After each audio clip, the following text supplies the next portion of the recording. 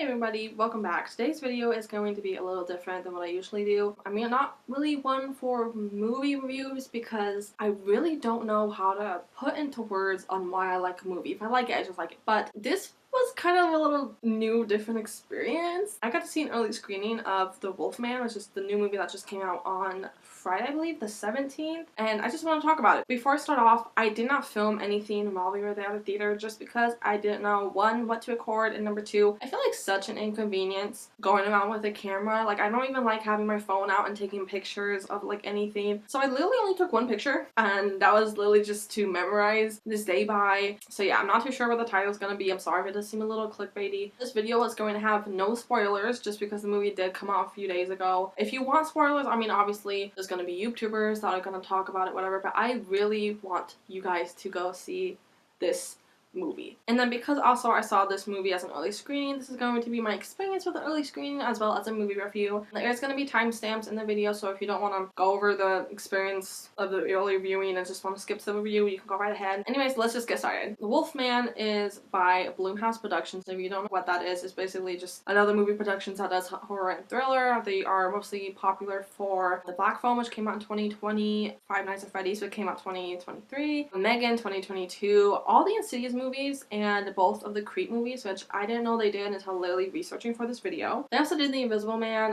which is a 2020 film. The movie that introduced me to Blumhouse was Mercy, and I really only watched that movie because of Chandler Riggs. I had a big obsession with him at the time. I was also a big Walking Dead person. I didn't know it was a Blumhouse movie until I think a couple years after. From there on, it literally just started my obsession with Blumhouse. I do believe though, as with every other production company, there are gonna be hit and misses. Yeah, there's just a lot of movies by Blumhouse that are a miss. I'm sorry, but I'm still gonna love them nonetheless. I don't know, like there's just something about them that just it attracts me to them. It didn't occur to me though until my man mentioned it that they might be redoing the old classics. I mean, obviously they did The Invisible Man and then now they're doing Wolfman. I don't know if they're going to be doing that. That is really a cool thought. He did mention remaking The Creature of the Black Lagoon, which is like one of our favorite movies. So I'm not sure if they're going down that route of remaking old classic movies, but I will totally be on board. So how was I able to go? Blumhouse has a email subscription. Well, I don't want to say subscription, but like email news and stuff.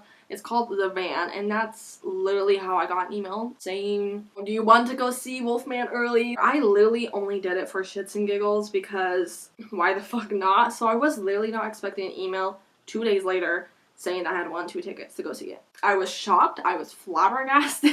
I was so excited though when I did get the email because one, I don't win a lot of giveaways or like drawings and stuff, and number two, I have never been to an early screening of a movie before. Since it was from the actual Blumhouse email, I knew it wasn't fake, but I ended up going on like a research thing because my man was like, what if it is? So I literally went down a rabbit hole and I couldn't find anything except one Reddit post, which is in the Blumhouse subreddit, talking about how they weren't not getting any details at all about the location, the time, and that's also another reason why I want to make this video because you don't see a lot of people talking about early screenings, let alone what to do when early screening comes around. Thankfully though, they got straightforward. I think they sent me like the details literally 2 days before, and even the night before sent another email. They were on top of it and they were good to go. So me having anxiety, I had already looked up the theater just because I wanted to know the route that we were going and also because I wanted to find a really good parking spot. I was expecting low-key like an AMC or like a Regal theater, but it was actually a family-owned theater, which I feel like was a lot more comfortable with this viewing experience. The theater that we were in was almost a little filled, but it was also a little less than I was expecting. The email said to come like 15 or 30 minutes before, and we were literally an hour early.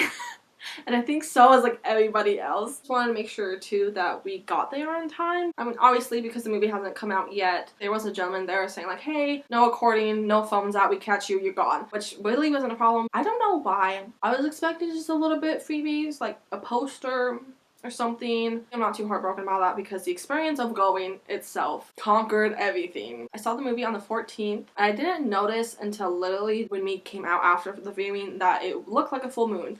So perfect timing. Now onto the movie review part. If you haven't seen any trailers, which I'm really surprised because they usually pump out like 50,000 trailers before a movie comes out. Wolfman is about Blake and his family are attacked by an unseen animal and in a desperate escape, barricading themselves inside a farmhouse as the creature prowls the perimeter. As the night stretches on, however, Blake begins to behave strangely, transforming into something unrecognizable that soon jeopardizes his wife and his daughter. Google's description, not mine. Just want to put that out there because I'm so bad at writing descriptions. It stars Julia Garner, which plays from Ozark and Inventing Anna on Netflix, and Christopher Abbott. I'm pretty sure that's how you say his name. He plays in Possessor and It Comes at Night. Poor Things was probably a more recognizable movie than the other two. I don't know why. I thought he played in Game of Thrones. That is Kit Harington, and I mean, can you believe me?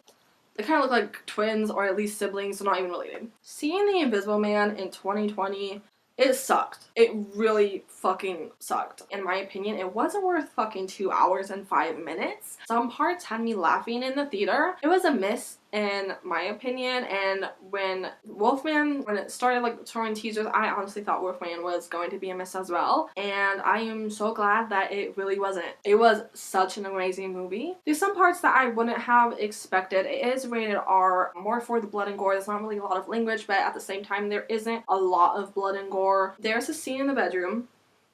I had the whole theater, myself included, fucking shocked. We were like, and oh fuck, like, oh hell no. I think that's what somebody said literally behind me. I was munching on popcorn when the scene came on, and I literally had to stop. Like, I had popcorn in my hand, I was about to, and then I was like squeezing my man's hand because, oh my god, that scene was intense. Blake's perspective as he's transforming is really cool. I do like the switch of his perspective and how it goes to his wife's perspective as well. Obviously he's changing, so he can't understand her and neither can she understand. It doesn't change too often, like it's not repetitive, and that's what I liked about it. The videos are so pretty and dark. It fits so well in the environment. It really makes you feel like you are another person witnessing these events. I do admit there are some things that I thought that would have been different, but I'm kind of glad that they didn't go down the regular route of a werewolf man. They changed things up from the original. It's definitely one of my favorite Blumhouse movies, and I just gotta wait for it to hit on DVD so I can get it. The experience overall was really incredible. It was amazing. I was really happy and blessed that I was able to go to an opportunity like this. Oh, it's just a movie screening, like, okay, but like, I've never been to an early one, so that was kind of cool. Like, knowing that I saw it before a lot of people did really made the experience better. I really enjoyed the movie. Phenomenal. 4 out of 5. Please go see it. Even if you wait for it to hit streaming services, that was really it. So please subscribe if you're new here. And if you're returning, thank you so much. It really means a lot that you guys keep coming back. Let me know your thoughts on the movie if you haven't already seen it, what you like about it. All my socials will be in the description down below if you want to go follow my socials like Instagram, TikTok's no longer a thing by the videos comes out, Twitter, my other YouTube music channel, go ahead. All the links will be in the description below. The first link down there is going to be like my link tree, which is like the faster way to go to my links. We all have an amazing night, amazing day, amazing year, an amazing January, and I will see y'all hopefully soon. Not sure when, but